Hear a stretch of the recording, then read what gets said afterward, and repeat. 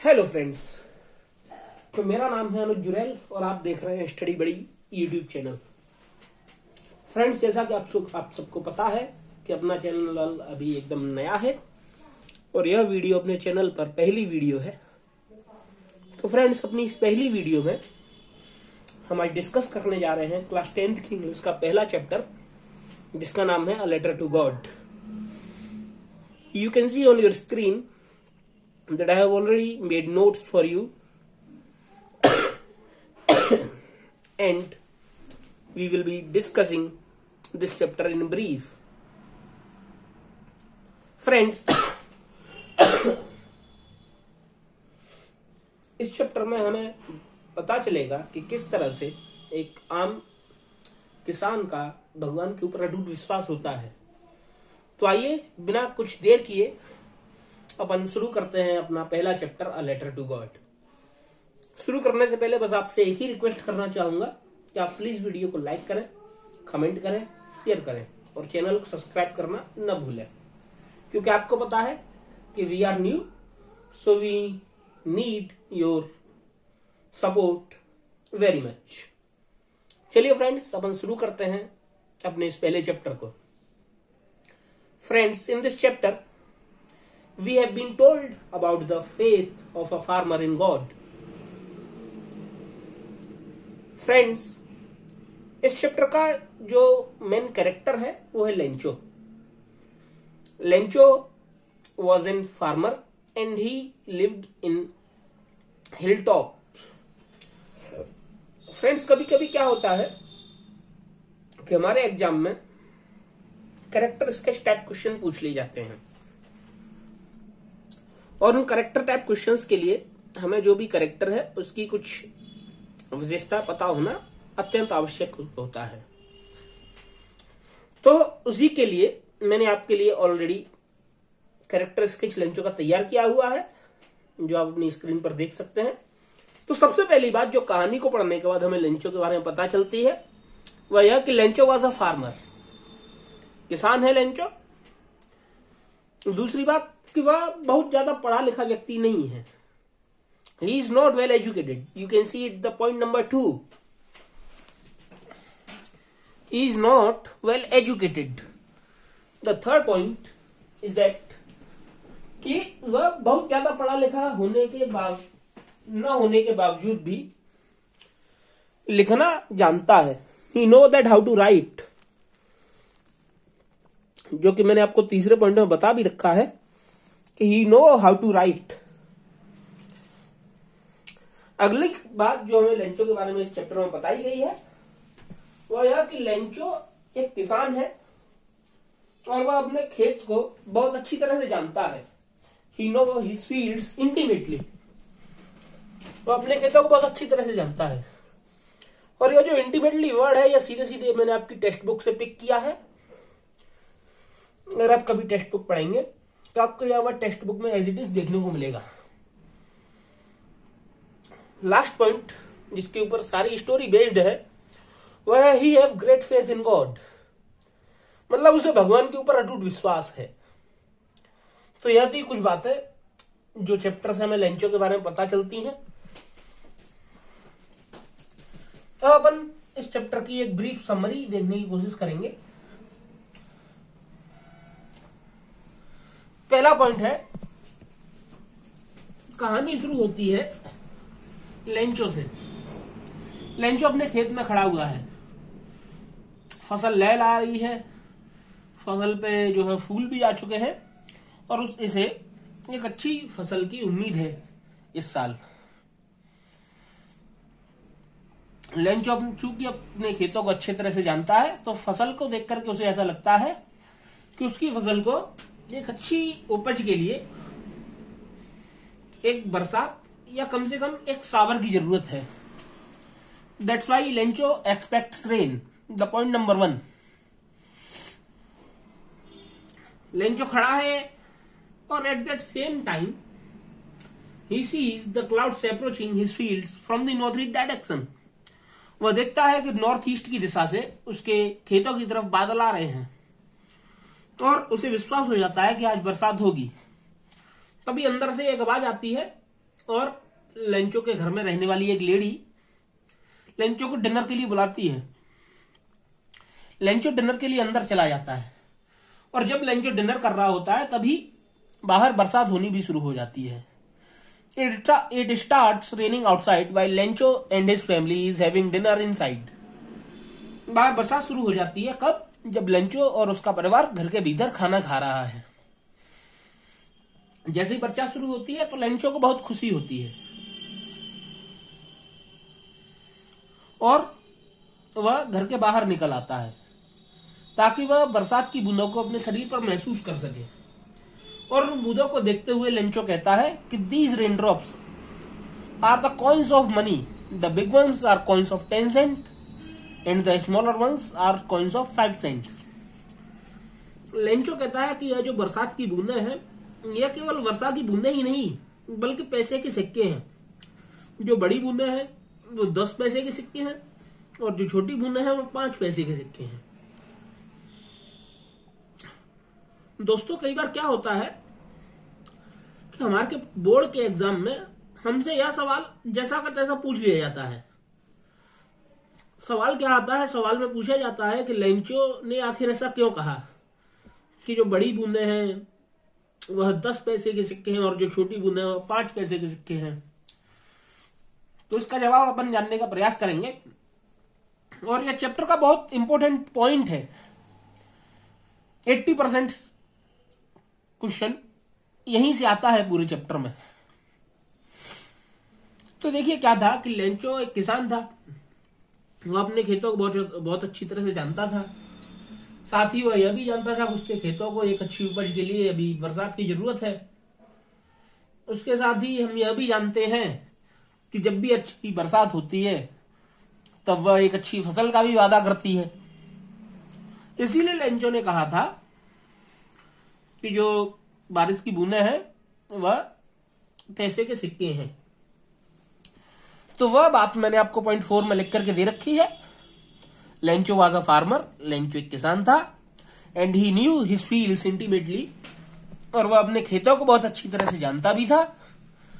He also knew that his fields need a downpour और at least a shower for a good harvest. और वह यह भी जानता था उसके खेतों को एक अच्छी उपज के लिए एक भारी बरसात या कम से कम एक शावर की जरूरत है। A good rain always promise a good harvest. एक अच्छी बरसात हमेशा एक अच्छी उपज का वादा करती है। That's why Lencho said that rain drops are coins of money. यही कारण है कि लेंचो ने कहा कि जो बरसात की बूंदें हैं वह पैसे के सिक्के हैं। तो मैं आशा करूंगा कि आप इस पॉइंट को अच्छे से समझेंगे और इस पॉइंट को अच्छे से याद भी रखेंगे, क्योंकि इस पूरे चैप्टर में यह पॉइंट मोस्ट इंपोर्टेंट है। आगे की कहानी पे चलते हैं अपन लोग। बरसात होती है। बरसात होते ही होते अचानक से एक तेज हवा भी चलना शुरू हो जाती है और वह तेज हवा अपने साथ ओलों की सौगात लेकर के आती है। सडनली अगला पॉइंट जो आप देख सकते हैं स्क्रीन पर, suddenly a strong wind started blowing. बहुत जल्द या अचानक से एक तेज हवा बहना भी शुरू हो जाती है। It also brought hello storm with it. और यह तेज हवा अपने साथ ओले लेकर के आई। ओले पड़ने लगे। बरसात हो रही थी तब तक तो सब कुछ ठीक था, लेकिन जैसे ओले पड़ने लगे लेंचो को दुख हुआ, क्योंकि वह जानता था कि ओले उसकी फसल को बर्बाद कर देंगे। इसीलिए लेंचो सोचता है कि भगवान करे कि यह ओले बहुत जल्दी यहां से निकल जाए और मेरा कोई बहुत ज्यादा नुकसान ना हो। लेकिन ऐसा हुआ कहां? हमेशा तो वो नहीं होता जो हम सोचते हैं। Hailstorm did not pass soon. It destroy Lencho's crop completely। ओले बहुत जल्दी खत्म नहीं हुए, बल्कि उन्होंने लेंचो की सारी फसल को बर्बाद कर दिया। अब भाई लेंचो किसान था और किसान की पूरी फसल बर्बाद हो गई तो लेंचो को बहुत दुख हुआ और उसे लगा कि उसका परिवार और वो इस साल भूखे मरेंगे। लेकिन लेंचो के अंतर मन में कहीं ना कहीं यह विश्वास था कि आज तक भूखा कोई नहीं मरता। भगवान सबको देखता है और सबकी मदद करता है। उस पूरी रात लेंचो को नींद नहीं आई, वह सो नहीं पाया। अब उसके पास केवल एक ही उम्मीद बची थी और वह थी भगवान से मदद। Lencho thought that he and his family would die starving. Lencho को लगा कि वह और उसका परिवार इस साल भूख से मरेंगे। He could not sleep that night.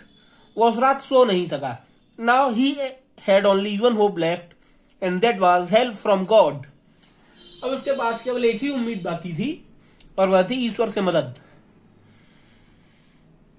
अगला पॉइंट देखते हैं। In this hope he wrote a letter to God. और इसी उम्मीद में उसने भगवान को एक पत्र लिखा, telling his problem and asking for 100 पैसो in order to sow his fields again and survive till then. इसी उम्मीद में लेंचो ने भगवान को एक पत्र लिखा जिसमें उसने अपनी समस्याओं को बताया और साथ ही 100 पैसों की मांग भी की ताकि वह अपने खेतों को दोबारा से बो सके और अगली फसल के आने तक जीवन यापन कर सके। यहां से आगे की कहानी अपन आगे साथ ही साथ लिखते हुए भी चलेंगे।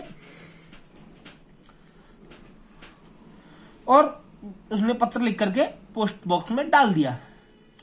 पोस्ट बॉक्स में डाल दिया तो पोस्टमैन आया, उसने पत्र निकाला और पत्र के ऊपर एड्रेस देख करके पोस्टमैन चौंक गया क्योंकि लेटर गॉड को लिखा गया था। पोस्टमैन ने ले जाकर के वह लेटर पोस्टमास्टर को दिया। पोस्टमास्टर पहले तो लेटर को देख करके खूब हंसता है, लेकिन तुरंत ही उसे लगता है कि एक व्यक्ति का विश्वास भगवान में डिगना नहीं चाहिए। लेंचो का जो विश्वास है वह भगवान के ऊपर अटूट रहना चाहिए और इसके लिए उसे भी लेटर का जवाब देना चाहिए। So the postmaster thought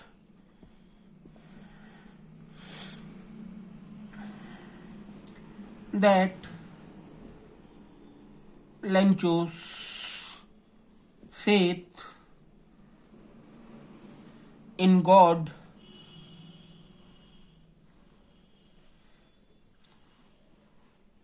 should remain undoubtable.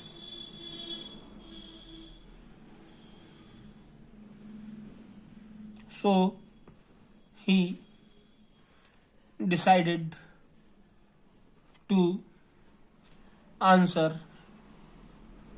लेंचोस letter. इसीलिए पोस्टमास्टर ने निर्णय लिया कि वह लेंचो के पत्र का जवाब देगा। पर जब पोस्टमास्टर ने उस पत्र को खोला तो पोस्टमास्टर को पता चला कि उस पत्र का जवाब देने के लिए केवल कुछ स्याही, कुछ पन्ने और एक अच्छी इच्छा की जरूरत नहीं होगी। In order to answer that letter, he will not only need ink, a few paper and a goodwill, but it demands much more than it. लेकिन उससे भी कहीं ज्यादा उस आवश्यकता होगी इस पत्र का जवाब देने के लिए। पत्र को पढ़ने के बाद पोस्टमास्टर को एहसास हुआ कि उसे 100 पैसों की जरूरत होगी। अब अकेले पोस्टमास्टर की भी तनख्वाह इतनी थी नहीं कि वह 100 पैसों अपनी तनख्वाह में से काट करके दे सके। तो पोस्टमास्टर जो है अपने कलीग से, जो उसके सहकर्मी थे, उनसे पैसा इकट्ठे करता है लेंचो को भेजने के लिए। लेकिन इकट्ठे करते करते केवल 60 पैसों ही पोस्टमास्टर इकट्ठे कर पाता है।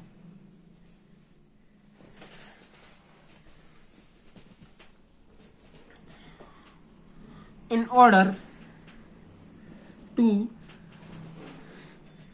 Help Lencho,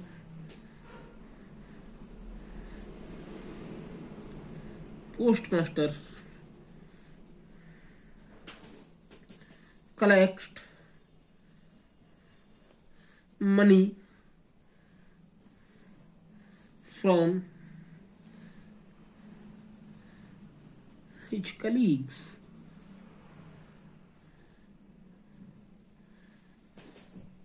But he could collect only a sum of 60 पैसों, लेकिन बहुत मेहनत करने के बाद भी उसे केवल 60 पैसों ही मिल पाए। तो जितना मिला उसने उसको जो है एक लेटर में डाला और गॉड के नाम से लेटर को साइन करके लेंचो के एड्रेस पे भेज दिया। अब लेंचो भाई साहब जो है वो पोस्ट ऑफिस आते हैं और पोस्ट ऑफिस आकर के पूछते हैं, भाई साहब हमारे लिए कोई लेटर आया क्या? तो पोस्टमैन जो है उन्हें लेटर निकाल के दे देता है। लेंचो को बड़ी खुशी होती है और लेंचो फटाफट उस लेटर को खोलकर देखता है। लेकिन जैसे ही लेंचो उस लेटर को खोलता है और पैसों को गिनता है तो उसे बहुत तेज गुस्सा आता है, क्योंकि लेंचो को लगता था कि भाई भगवान जो है ऐसा तो हो नहीं सकता कि उसकी मदद न करें, या ऐसा भी नहीं हो सकता कि भगवान उसे वो सब कुछ देने से मना कर दें जो उसने मांगा था। भगवान से तो गलती हो नहीं सकती। मैंने मांगे तो 100 पैसों थे, मुझे मिले 60 ही पैसों, मतलब उसने पोस्ट ऑफिस वालों की कोई ना कोई गलती है। लेंचो गुस्सा होकर के जाता है और काउंटर से पेपर और पेन मांगता है एक लेटर लिखने के लिए, और लेंचो दूसरा लेटर लिखता है भगवान को, जिसमें वह लिखता है, क्या लिखता है वह अपन देखते हैं। Lencho rights,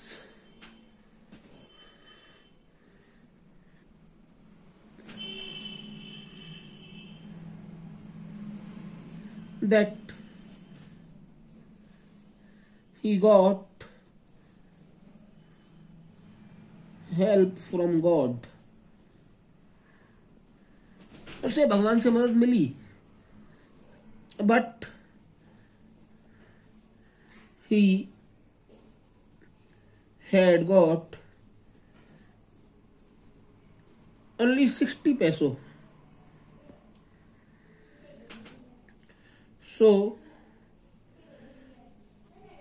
please send me the rest amount soon as I need them urgently, but don't send them by post because post office employees